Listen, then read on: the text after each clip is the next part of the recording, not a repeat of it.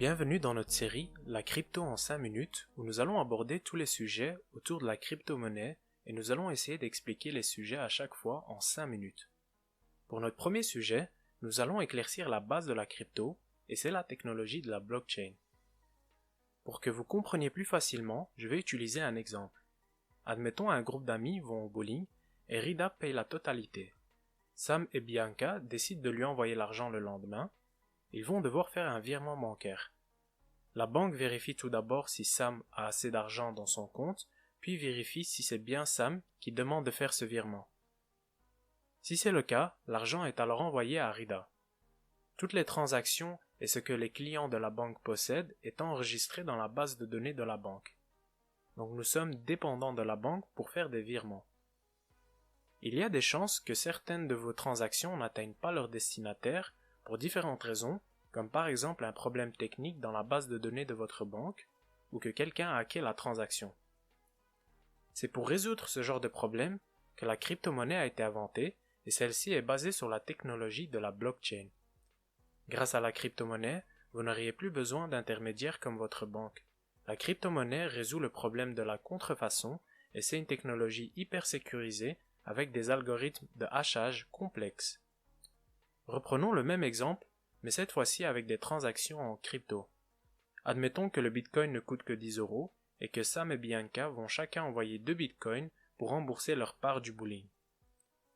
Bianca et Sam possèdent 5 bitcoins chacun et Rida 3. Bianca et Sam envoient 2 bitcoins et chaque transaction est enregistrée en forme de bloc. Le bloc enregistre aussi ce que chacun possède après chaque transaction et ces blocs sont liés comme une chaîne. D'où le nom blockchain. Cette chaîne de blocs, nous pouvons aussi l'appeler un registre, et elle est partagée entre tous les utilisateurs du réseau. C'est pourquoi nous l'appelons aussi un registre partagé. Admettons Sam veut envoyer 4 bitcoins à Rida, cette transaction sera déclinée car tout le monde peut voir dans le registre que Sam n'a pas assez de bitcoins. Un hacker ne pourrait même pas modifier les données dans le registre, car tout le monde a une copie du registre.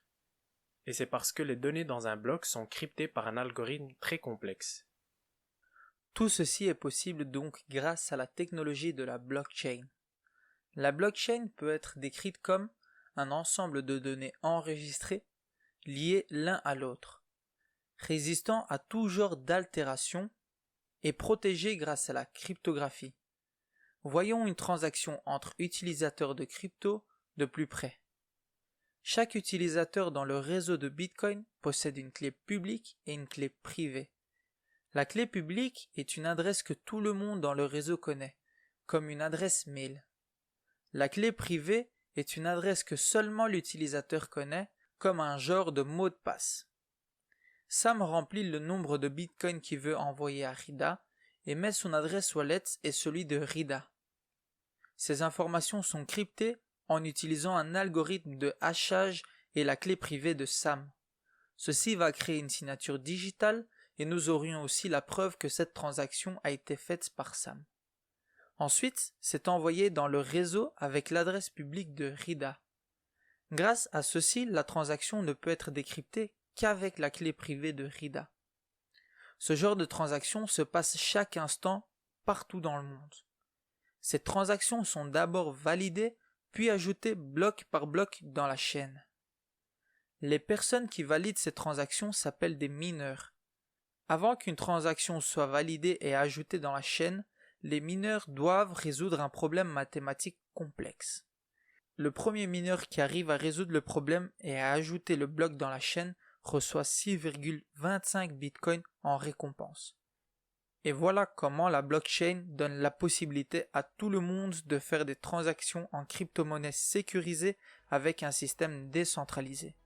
Et faites-nous savoir en commentaire s'il y a d'autres sujets ou aspects de la crypto-monnaie que vous voudriez bien qu'on vous explique dans une prochaine vidéo. N'oubliez pas de laisser un like et de vous abonner si ce n'est pas encore fait.